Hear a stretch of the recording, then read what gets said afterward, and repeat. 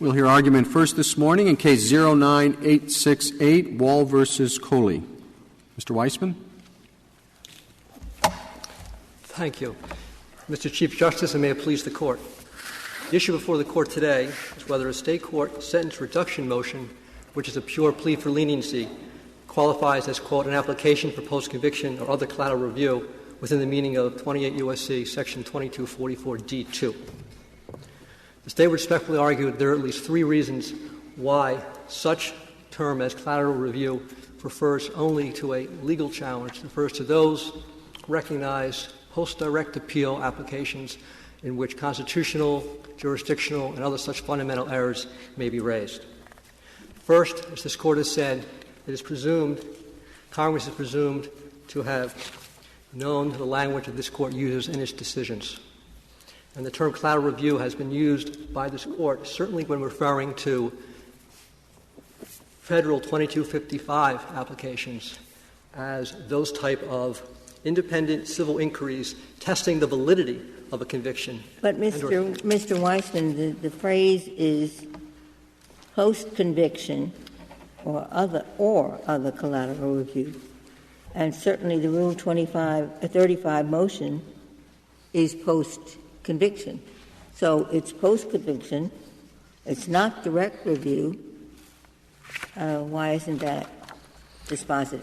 Well, I think both parties are in agreement, Your Honor, that the post-conviction review is a parcel of the other collateral review. That's not. Well, or usually means something in addition. Yes, but respectfully, Your Honor, it is or other collateral review.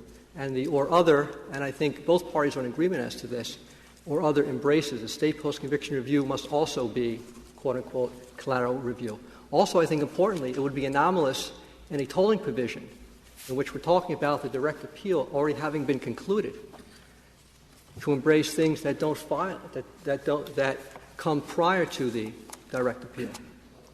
This is a tolling provision. Obviously, 2244 D1 speaks about the finality of a state court judgment of conviction. At that point, obviously. Can you go back to what you just said? You said prior to the. I thought the Rule 35 motion is made after the conviction. Well, it can be made prior to when the conviction becomes final. For example, it can be made within 120 days of the imposition of a sentence, or it can be made within 120 days after the affirmance of the conviction on direct appeal of the Rhode Island Supreme Court. So it can be made prior to when the conviction becomes, quote-unquote, final. But isn't that true regardless whether the Rule 35 motion seeks legal relief or discretionary relief alone? That both can be made prior to the finality of the judgment? That is true, Your Honor. And if I understand your argument is that Rule 35 motions that seek legal review do fall within the 2244 D2 language. It's just that Rule 35 motions that seek discretionary relief do not. Well, I'm not sure we conceded that point, Your Honor. I think clearly we're all in agreement that post-conviction vehicles and habeas vehicles, which obviously all traditionally occur after the direct appeal has been concluded, obviously qualify as what this Court and everybody, we would suggest, recognizes, quote-unquote, collateral review. In terms of a Rule 35 motion that says, for example, the sentence is outside of the proper boundaries, it's unlawful as a matter of law, I don't think we've actually conceded before this Court that would qualify. But certainly this Court permit a challenge for a federal violation. You've given an example of an illegal sentence that you think is discretionary. Am I correct? But does Rule 35A permit a legal challenge of the kind that Justice Kagan was asking? Correct. Our Rule 35 contains within the same provision a challenge to the legality of the sentence, to the manner in which it was imposed. All right. Let's assume a pure legal challenge. Pure legal challenge, correct. Would Rule 35A be other collateral relief as designated by the statute? We would suggest that this Court doesn't have to answer that question here. There are good arguments why it would not, again, because in a tolling provision that speaks about collateral review, and again, 2255. So explain again why you don't think this is collateral.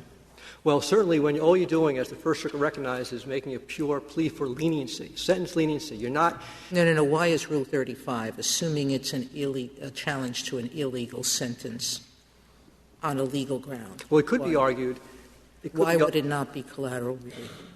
Well, it could be argued that we're talking about vehicles that challenge the validity of a judgment that has already survived scrutiny under direct review. And a Rule 35 vehicle, even one that raises a legal challenge in a tolling provision, simply will not begin to run at that point. I don't understand your argument at all. It seems to me the phrase post-conviction or other collateral review means post-conviction collateral review or pre-conviction collateral review. Isn't that what is added?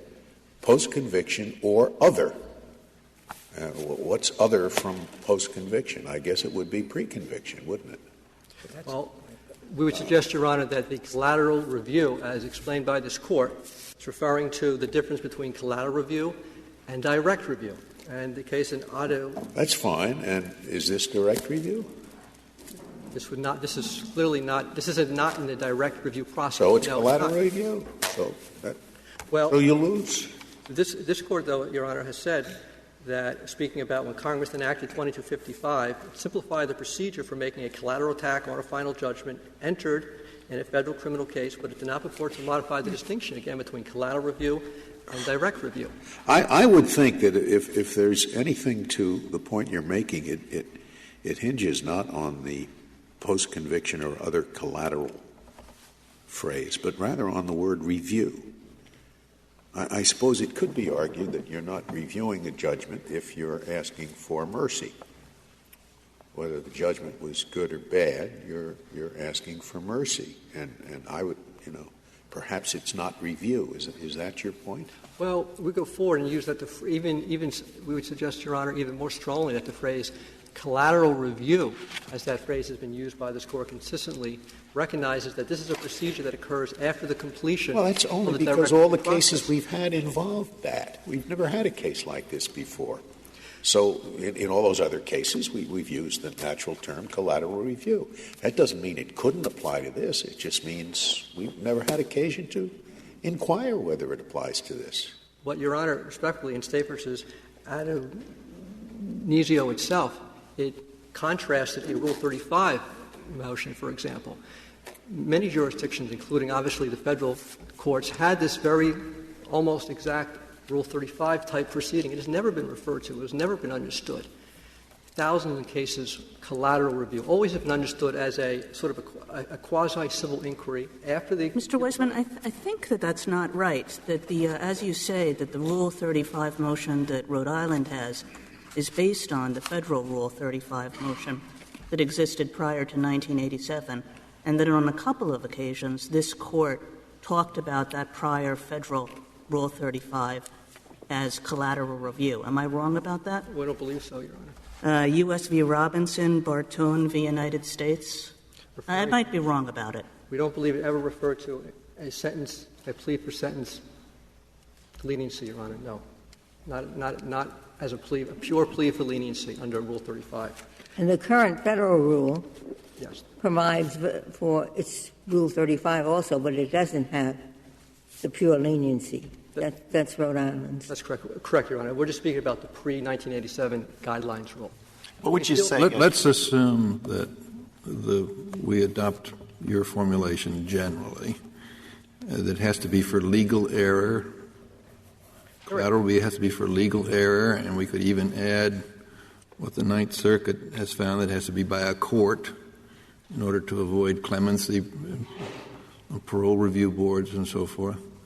I don't see why you don't lose anyway, because the allegation here, the complaint, the argument may be that there was an abuse of discretion. And if there's an abuse of discretion, that is a legal ground to set aside the sentence. I think, Your Honor, we have to differentiate between a legal ground and the vehicle. Again, the vehicle, the reduction, the plea for leniency vehicle is not a legal vehicle. It's simply, I think, as the Kholi panel recognized. Well, it's a motion made in a court, reviewable by the appellate courts of the state. Well, but what is It's a little odd to say that that's not legal if an abuse of discretion standard is something we're quite familiar with in the law. We've never thought of that as being somehow extra legal. Well, to the extent it's abuse of discretion, it's really shorthand for the appellate court takes a look if the sentence is within the proper bounds, and if there was, quote, some justification for the imposition of the sentence, then it's affirmed. And just like and if there's no justification, what do they do? If there's no justification, I mean, I can say it hasn't happened so far in our state, and I think, I don't know what happens in other states, but essentially that's all the inquiry is. They take a look at the sentence. If it's in the legal bounds, the filing of the motion itself, as the pre-87 guidelines, presumes the validity of the conviction and sentence, and it simply says, give me a second chance, take a second look at the offender, look at the characteristics, look at what Are those different than the characteristics that the sentencing judge looks at in the first instance? They could be the same. They could be other. There is a wide... In other words, how these you've obviously seen a lot of these, and I haven't seen any, but, I mean, do the Rule 35 motions typically say, do they typically concede the legal validity of the sentence and then simply say what? I mean, I assume the sentencing is completely open and you can put in anything at all, like the deprived childhood, the unique situation, the age, whatever. In what sense is Rule 35 different from the arguments that are made at sentencing? It's not much different at all, Your Honor. It is essentially the same. It is simply... That's bad for you, isn't it? I mean, for the very point that Justice Kennedy was raising. If it's the same sort of arguments that you get to raise as a legal matter prior to the imposition of sentencing, why should they not be considered legal matters when they're raised under Rule 35? Because we don't believe they are legal matters, Your Honor. What they're asking for is sentence leniency based on pure factual matters, like, as you indicated, Your Honor, Chief Justice, the history of the individual, the various... Are those issues that are typically raised on direct review? No, they're not, Your Honor. We have a procedure whereby generally sentence reduction and sentencing issues must be raised pursuant to Rule 35. Do you quarrel with a statement in Malacone, a Rhode Island 2000 decision that says, we will interfere with the trial court's discretion vis-a-vis sentencing only in rare instances where the trial justice has imposed a sentence that is without justification and is grossly disparate from the other sentences generally imposed for similar offenses? No. Is that the review standard? Correct. That is the standard of review, yes. Correct? So please explain to me why that is not what Justice Kennedy described as a review for abuse of discretion and why a review for abuse of discretion is not a legal challenge. Well, what we suggest is the abuse of discretion that they're talking about is if there's no justification. They look at the sentence, and if there's no justification for it, then it will be an abuse of discretion. If there's some justification, and again, it hasn't happened, if the sentence is within the legal limits and there's some justification for it, it will be affirmed. I'm sorry. Am I misunderstanding you? Are you saying that the Rhode Island appellate courts never change a sentence under Rule 35? Or are you saying that they do find some lack of justification in some sentence? What we're saying, Your Honor, is if there's some justification for it, and if it's within the legal sentencing bounds, the denial of the Rule 35 motion is affirmed, and that happens all the time. Well, then I think you're saying that it only gets reversed for abuse of discretion, right? And that's a legal ground, it seems to me. I don't know how you can say that that's a plea for leniency. It's a plea that the sentencing court abused its discretion and should have given a lesser sentence. How is that leniency? That's abuse of discretion. Because the inquiry is simply, I understand the words abuse of discretion are used, but the no justification and manifestly excessive standard simply, as the cases explicate, looks at the sentence. If it's legal and if there's some justification for it, the appeal is denied. I don't want to have to figure this out case by case or even jurisdiction by jurisdiction as to whether it's a abuse of discretion review or lenience review or this or that. And that makes me inclined to say we should treat your Rule 35 as coming within the tolling provision. So we don't have to grapple with I mean, I'm not having very much success understanding the distinction that you're telling me. I don't want to have to do this for 50 states. I understand, but certainly, Your Honor, just using the formulation that everything that's filed in the state court post the judgment of conviction qualifies would certainly be an odd way for Congress to express that. Can you read the relevant provision of the Rule 35? I mean, there are two categories, the ones that involve legal challenges, at least as I read the rule. Yes. Just read the relevant part of Rule 35. Yes, certainly, Your Honor. The court may correct an illegal sentence at any time, period. The court may correct the sentence imposed in an illegal manner, and it may reduce any sentence when a motion is filed within 120 days after the sentence is imposed or within 120 days after the receipt by the court of a mandate. So you're talking about reducing it. We're talking, this case involved only a motion to reduce sentence. And certainly the policy considerations for what Congress would have intended. Mr. Westman, I'm sorry, before you talk about policy, so this motion to reduce sentence is very short. It just says that the man prays that the sentence imposed with respect to the above matter be reduced in accordance with the provisions of Rule 35.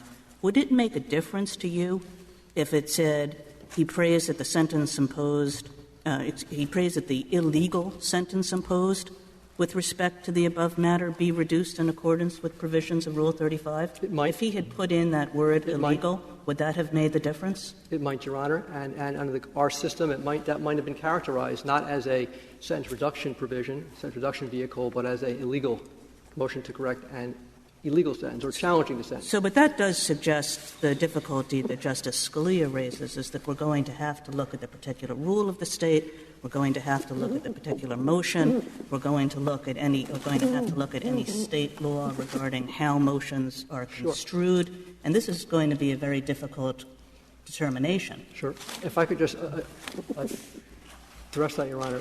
The problem is, it's simply because statute of limitations is an affirmative defense, these are matters that already are going to have been concluded in the state court. Before anyone files for 2254, the state court's going to have a finding. This is either going to be a motion for sentence leniency, or it's going to be a motion to correct an illegal sentence. These matters, and they have to be pled by the state as well. So when an applicant goes to federal court, district court, and files a 2254, if we want to raise the affirmative defense of the time bar, which will save the federal court a lot of time, obviously, because there is no case at all, and if we can contrast it with exhaustion, for example, which, as this court obviously is familiar with, presents very complicated questions of whether, state procedures were exhausted and claims were exhausted. This is very straightforward. If somebody raises a motion which challenges the legality of the sentence, it will be characterized in state court in the run-of-the-mine cases as a So a petitioner in the future in Rhode Island should file a petition that says, I'm filing a motion pursuant to 35A for an illegal sentence. Make something up. Right. Or for leniency. And then are district courts supposed to figure out whether the legal challenge was frivolous or not, or had a basis in law or fact, and then decide whether they would toll or not toll based on that now side trial on what's an illegal sentence and what's just a plea for leniency? That's what you're proposing. Well, what we suggest actually is very straightforward, Your Honor. If somebody captions their document, motion for sentence reduction and motion to correct an illegal sentence, that's not this case, obviously, because then... So what if they say correct the illegal sentence because it was an abuse of discretion? So is the magic words illegal sentence, or is the magic words abusive? What are the magic words? Well, it may not so much be magic words, but it's what as this court has said, it's what the substance of the motion seeks. And that will already have been determined in state court. Either your victory will give you absolutely nothing, or you have truly stupid defendant lawyers in Rhode Island. I mean, why would anybody not caption the 35 motion that way? Because what's to lose? You say it doesn't matter if your claim of an illegal sentence is frivolous or not. What's to lose? Because, Your Honor, they actually want to reduce their sentence. It's not, we don't suggest it's not a matter of playing games. They feel they're sentenced for 30 years, and maybe they want 20 years. And if they want to challenge the legality of the sentence, they recognize the established collateral attack vehicles. There's another argument that you could make other than the one that you've been pressing, which is that collateral review means something other than a step in the criminal case. But you've chosen not to make that. Is that correct? Well, we've spoken about the word collateral review as embracing a case that's already upon looking a proceeding that occurs after the finality of the judgment, which obviously includes this Court's denial of cert or the time. No, but you've said that this can be done before finality. I thought I'm sure you said that earlier, that this motion can be made before the judgment is final. Didn't you say that? It can. It certainly can, Your Honor. And we would suggest that's not what you just said. You just said is after the finality. Which is it? We would suggest, Your Honor, that furthers our argument. A Rule 35 motion is not collateral review, because it is not a motion. You could say even in a legal sentence motion, it's not a motion that occurs after the judgment becomes final. And we're looking at a tolling provision. And the congressional intent in tolling provision was finality and exhaustion of state remedies. I'm sorry, I'm not sure I understand that. There's nothing in this rule that bars a litigant from filing after the conviction is final. They have 120 days. It can be filed after the sentence is imposed, 120 days of that date, or 120 days after the conviction becomes final. And we would suggest that the term collateral review embraces, as Justice Alito indicated, sort of that concept that obviously in a tolling provision, it begins to run when the conviction becomes final. Justice Scalia suggested that perhaps the leniency review is not review of the conviction or sentence. But you didn't do anything with that.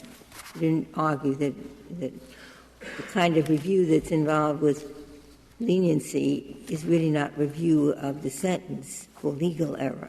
It's clearly not, Your Honor. Correct. I think, as everybody recognizes, the Kholi panel and the respondents in this case as well characterize this Rule 35 proceeding as sort of apart, distinct, away from the underlying case. And that's undoubtedly true in the sense that it's not part of the direct review process. It's clearly not. But that doesn't mean it's collateral review. It's not either or.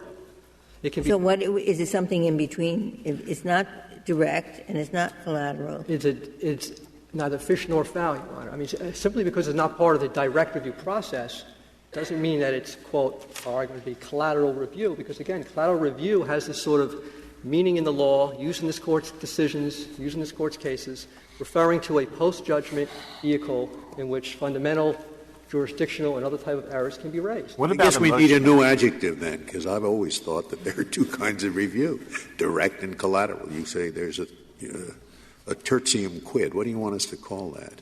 Maybe. Well, I don't know that it needs to be called anything, Your Honor. I think the only question I think it maybe doesn't need to be called anything because it doesn't exist. I can't imagine anything that isn't is it interesting? It's certainly an interesting vehicle because it can be filed prior to the finality of the judgment, and it can be filed after the judgment becomes final. And again, going back to the policies, with 2244D2, very clearly, two big policies again are finality, which obviously promotes these cases would not be in federal court if they were time barred, and exhaustion of state remedies. To have a motion that seeks leniency only, there's no purpose that could be accomplished by bringing that motion into federal court, and therefore it doesn't serve that purpose. But, Mr. Weissman, that's true also of state habeas claims that are based only on state law. But 6 circuits have said that 2244D2 applies to those claims. Are you contesting that? We're not, but the important element there, Your Honor, is that those vehicles can be raised to bring. Those are the vehicles, the collateral review vehicles, through which the states have channeled constitutional, jurisdictional, and other fundamental claims. The Rule 35 sentence reduction vehicle can't do that service. So sure, you could have a habeas, and the only claim raised in a habeas could be, some violation of my state rights, which couldn't be heard in 2054. But where the exhaustion policy does not come into effect. But Congress may have well said, we're not going to be in the business of looking at the individual claims. Look, this is a collateral review vehicle. This vehicle is a recognized vehicle for channeling in these claims. So that's going to toll. But this other vehicle, this Rule 35 sentence reduction vehicle, it can never be used for a claim that could go to federal court. It's pointless. I mean, it wouldn't serve the purpose. And, of course, it would undermine the state's interest in getting the state prisoners into federal court within 1 year. I'll rest of my time if that's okay, Your Honor. Thank you, counsel. Thank you, Mr. Chief.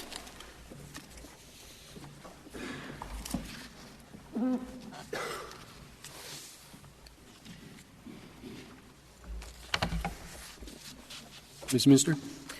Mr. Chief Justice, and may it please the Court, the First Circuit here correctly held that Khalil Kholi's motion for a reduction of sentence under Rhode Island Rule 35 was an application for state post-conviction or other collateral review with respect to the pertinent judgment or claim.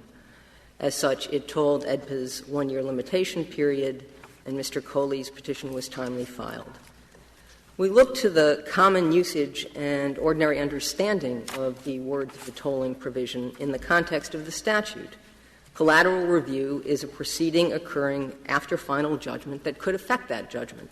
Am I correct that you think post-conviction or other collateral review means anything that occurs after the conclusion of direct review? Yes, for purposes of the tolling provision. And what does the phrase "or other collateral review" add? Why wouldn't Congress just say post-conviction review? In Duncan, this Court talked about the possibility of civil commitment or contempt in custody that could be part of a Rule 2254 proceeding, and that would not be post-conviction.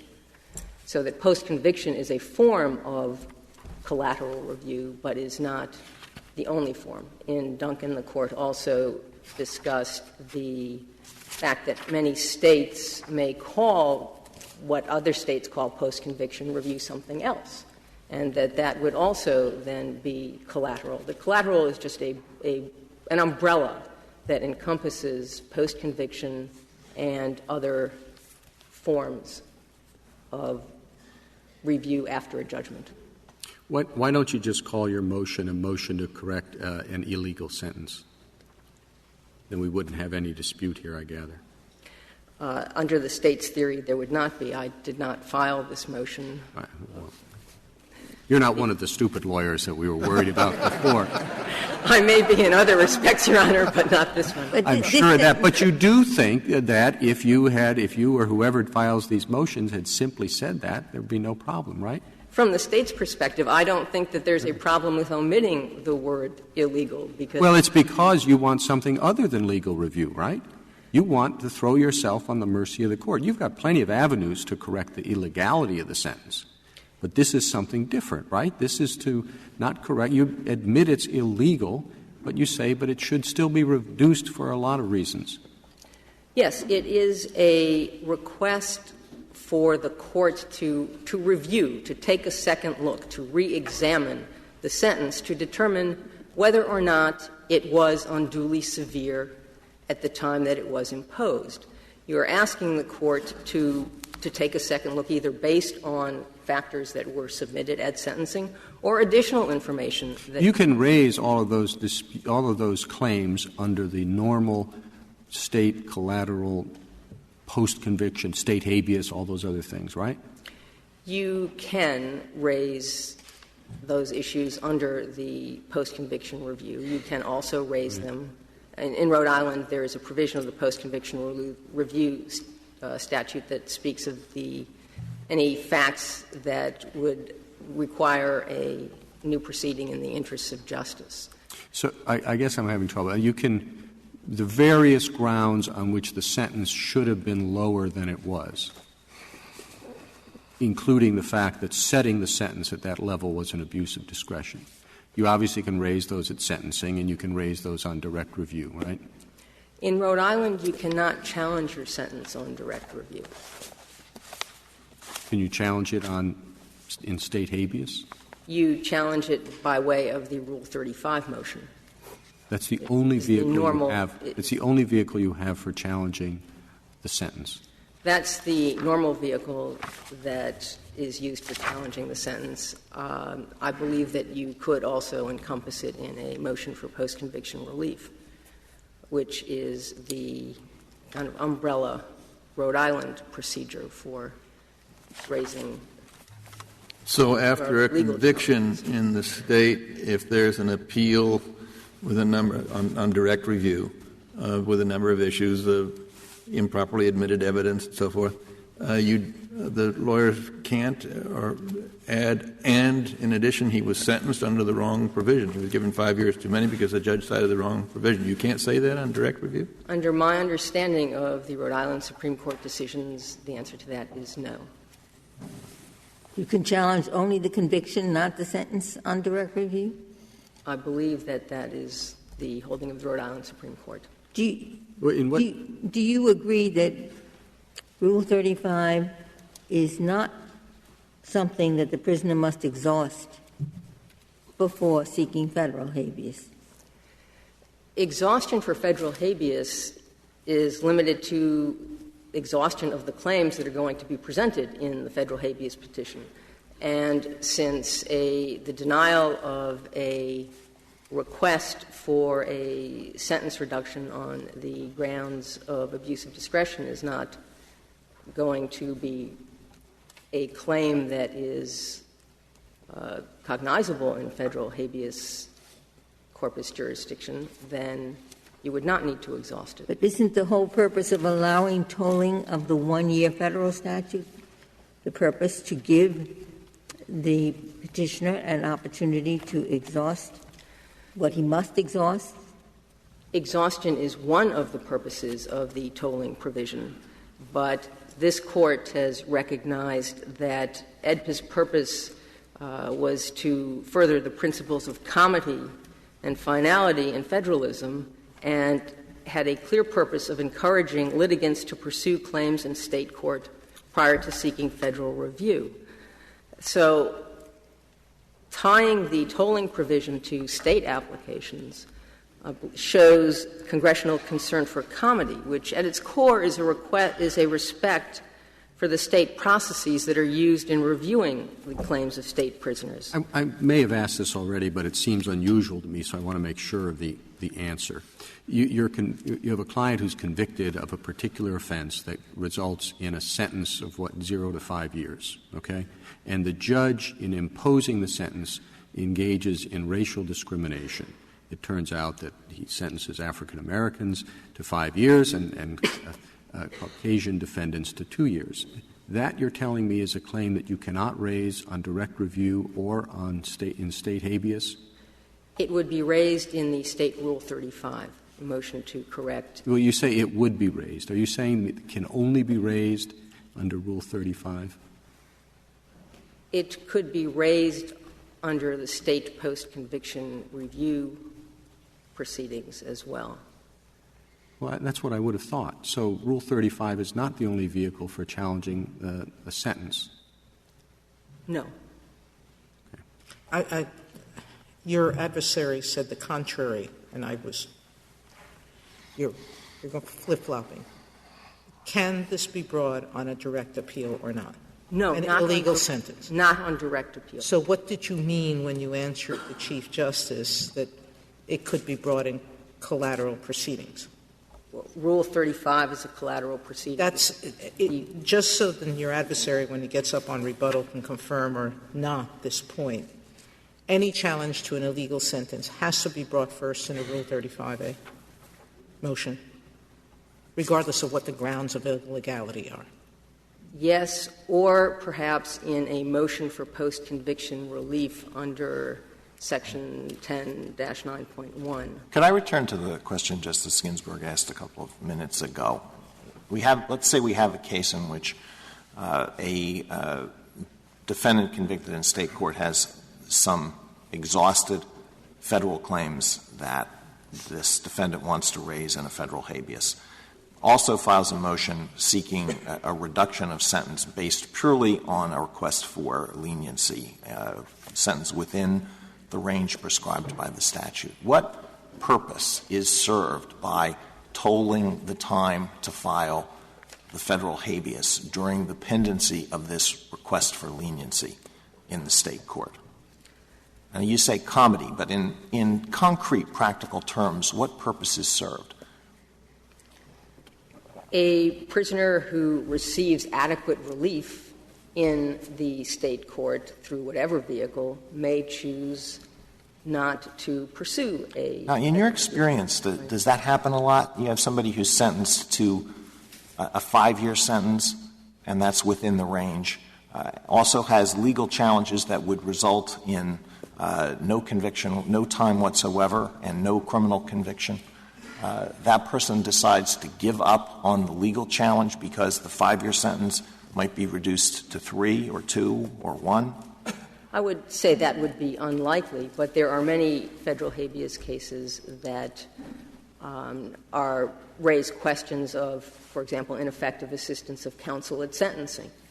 A state resolution that reduces the sentence would obviate the need for a federal habeas petition in that context.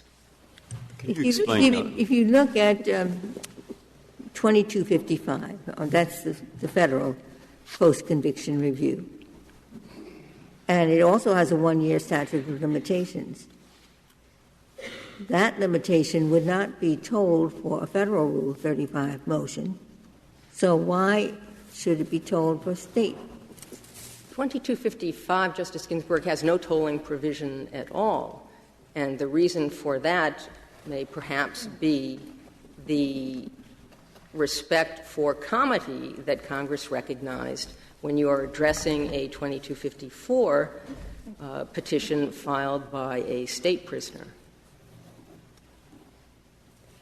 I think, Ms. Meisner, the amicus brief in this case asserted that in Rhode Island or in other states with a rule like this, many judges sit on these Rule 35 motions.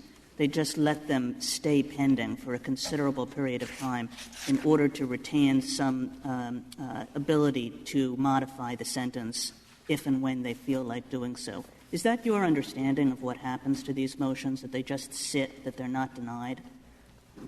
I don't practice in Rhode Island, but in this case, the Rule 35 did not sit. It was resolved by the trial court within 3 months.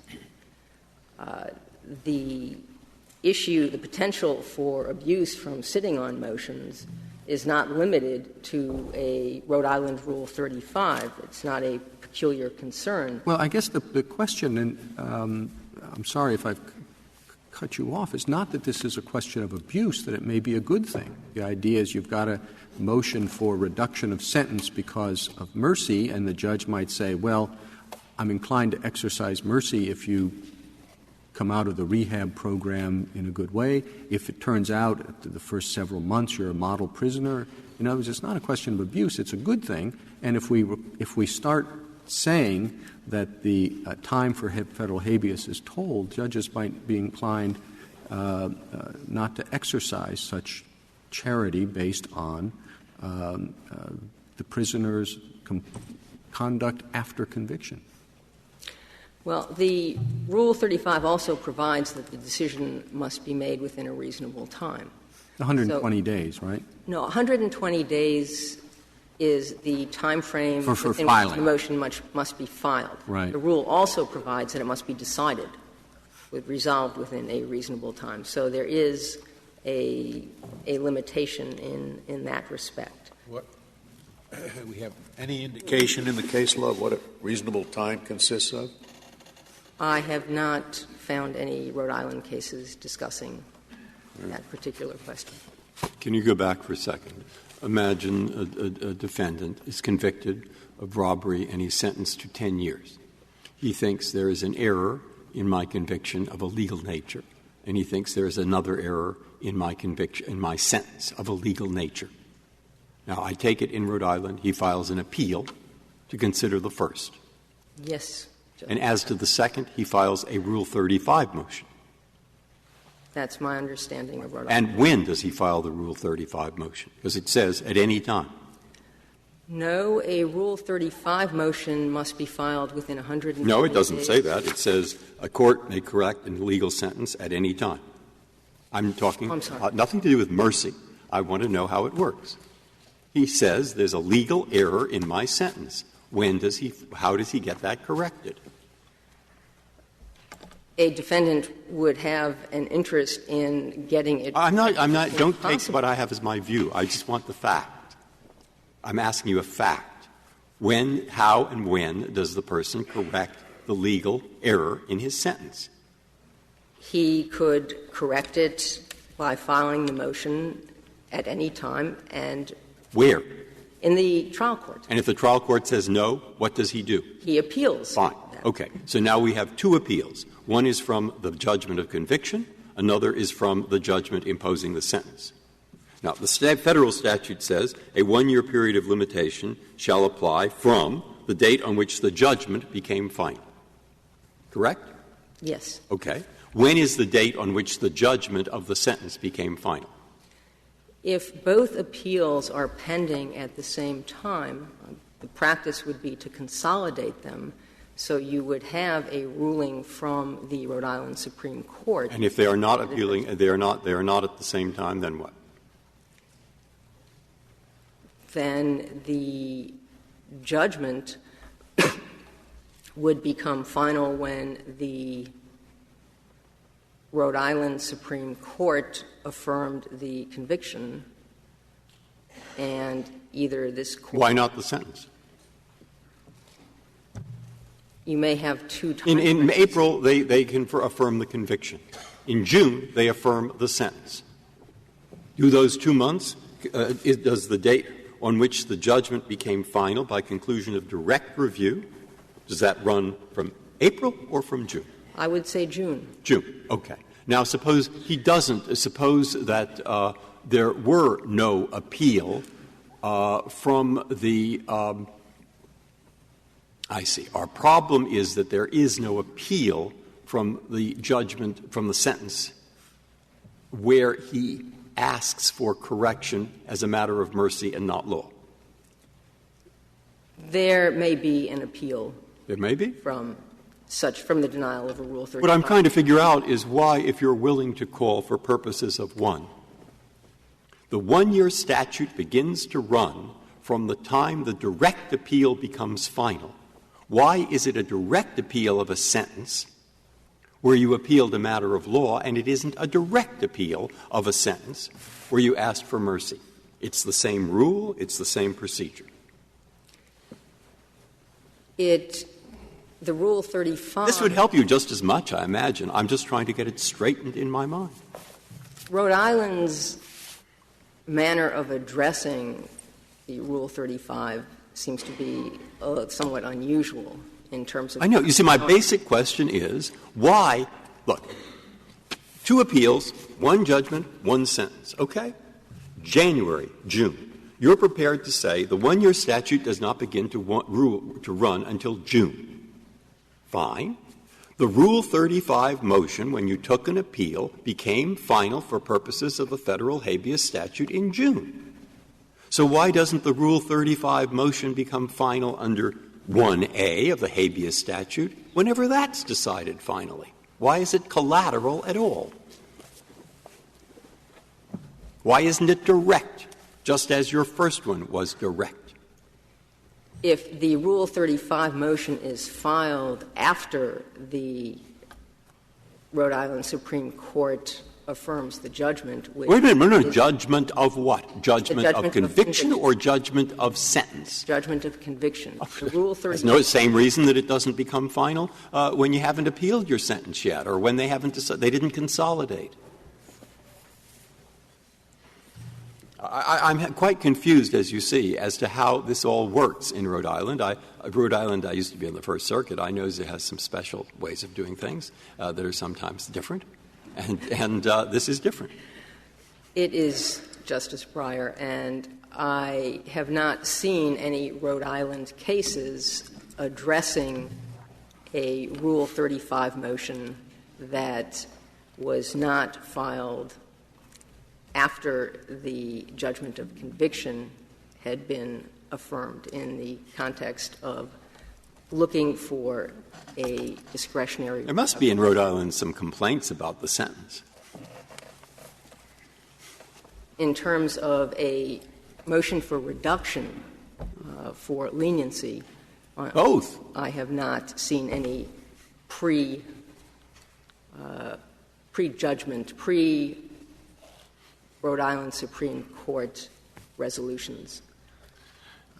What would happen if the statutory maximum for an offense in Rhode Island is 5 years, and the sentencing judge imposes a sentence of 10 years, and the defense attorney at that time says, well, you can't do that. That's more than the statutory maximum, and the judge goes ahead with it, and then an appeal is taken. You're saying that the appellate court in Rhode Island would not entertain that argument? They would say, you have to go back and make a Rule 35 motion in the trial court? And maybe that's the procedure. It seems odd. But is that it? That is what the Rhode Island Supreme Court has said. Is there a citation for that you have? Is it in the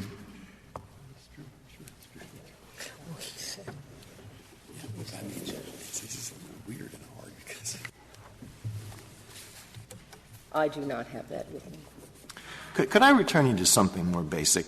Do you think the term collateral review is a legal term of art, or is it a term that we should interpret simply by looking up the word collateral in a dictionary?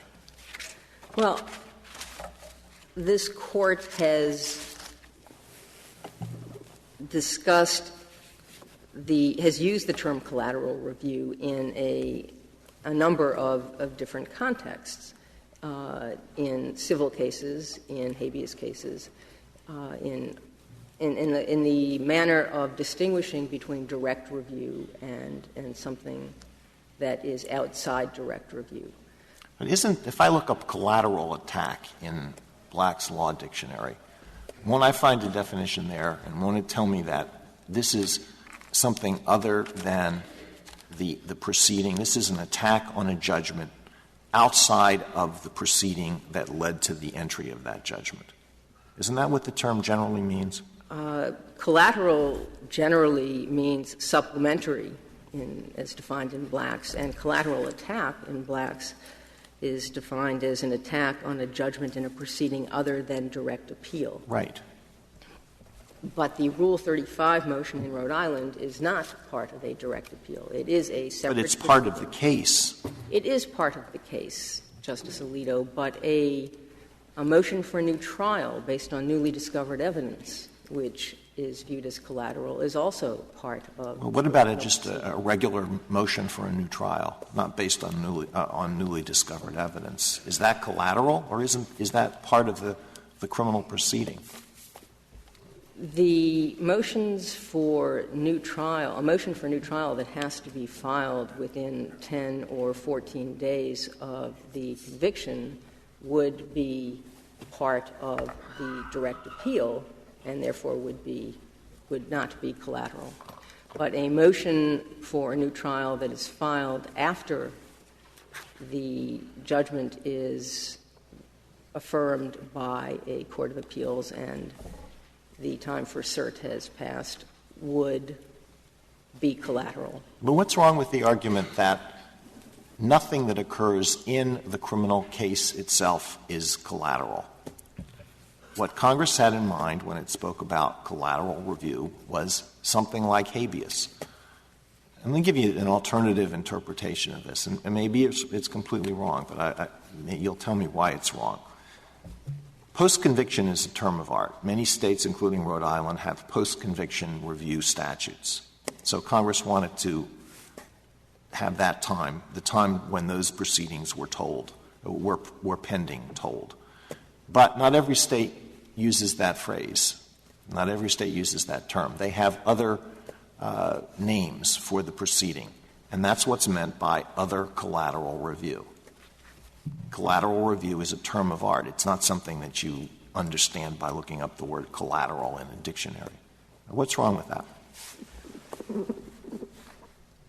There is no indication that Congress was limiting the use of the term collateral review to a post-conviction legal challenge. Congress could have said that if it had wished. I'm not saying it has to do with whether it's legal or something else. It has to do with whether it's in the criminal case or not in the criminal case.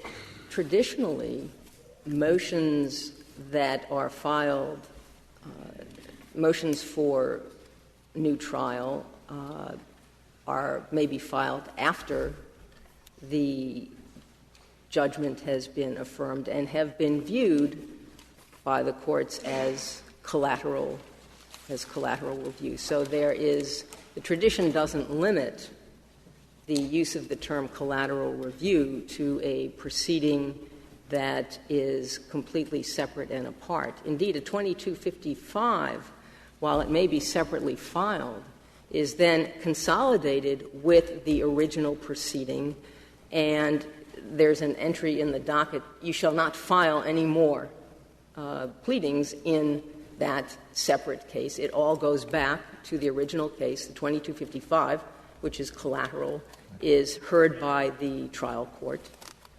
So there is no reason to assume that Congress was limiting collateral review to something outside of the original proceeding. 2255 is in the original case, but it's a habeas substitute. It was adopted by Congress as a substitute for habeas. Isn't that right? Yes. Do you think that a petition for clemency that's presented to the governor would toll the limitations period? No, I do not, Justice Why Kagan. is that different? Because 2244D2 is tolling an application for review with respect to the pertinent judgment or claim. And an application for clemency doesn't produce any change in the judgment that is rendered by the court. It's not a request that is related to the legal reasoning behind a judgment, doesn't challenge the basis for the judgment, and it's an executive branch function in some cases with advice and consent of the legislative body, and there's no judicial review. So it is. Well, that may be right, but I don't think that's the reason. I thought we had held that the word filed in the petition means filed in a court, not filed with the governor. It's the word filed in the tolling provision that does the work.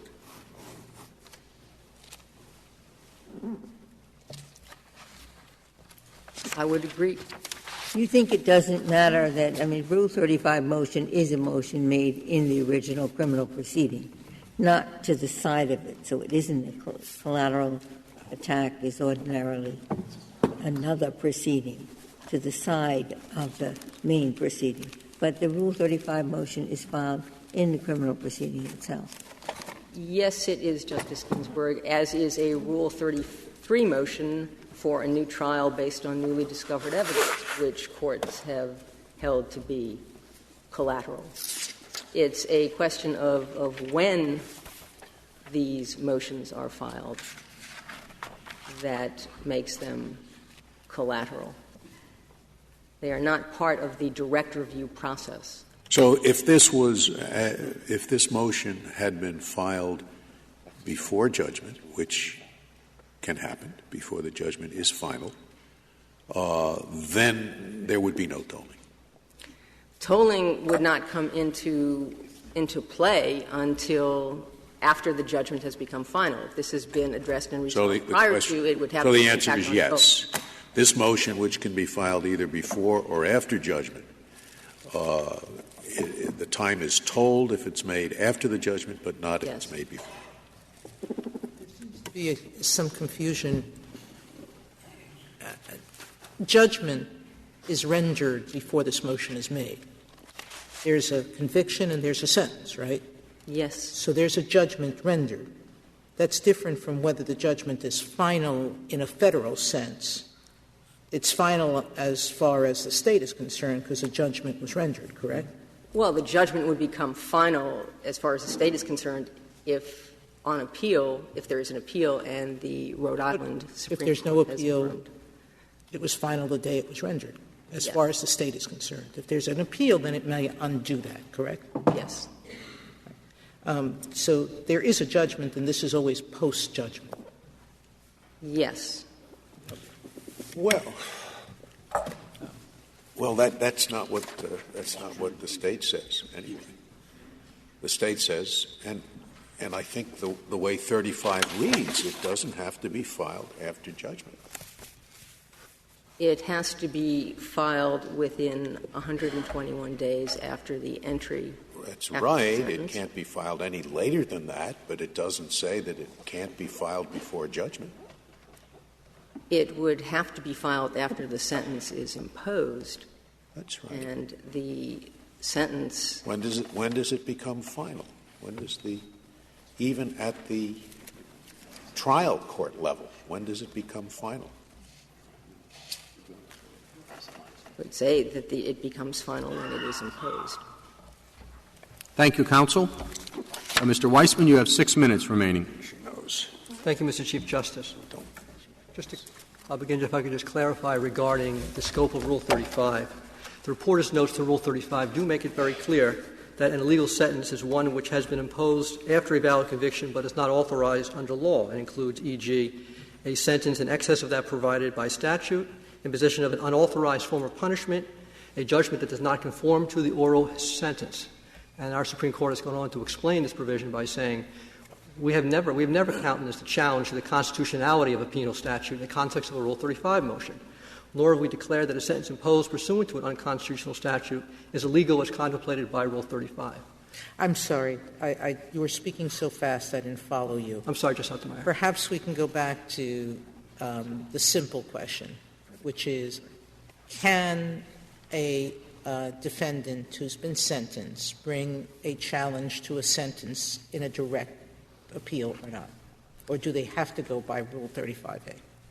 Although there is dicta and some language where our Supreme Court says essentially file challenges to your sentences pursuant to Rule 35, it's clear that only certain types of challenges can be brought in a Rule 35 motion. In the run-of-the-mill cases, they have to be brought if there is a appellate record in direct appeal, or most commonly they're brought pursuant to the state's post-conviction relief. All right, so now we get to the point where some can go under 35A, but some can't. Some should go on direct appeal. Right. The only ones that are correct under 35A are, again, where the sentence is not authorized by law or is imposed an unauthorized form of punishment or judgment. That's called it's illegal. Correct. So now it's illegal. And correct. the odd thing is that that kind of appeal takes place either days or possibly weeks after the defendant may already have appealed his conviction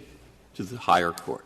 Well, correct. Is that right? That normally happens. Correct. And what I'm curious about is what happens if the court affirms that sentence, let's say 2 months after it already affirmed the conviction. Right. And which is the judgment pursuant to which is the judgment that became final by conclusion of direct review?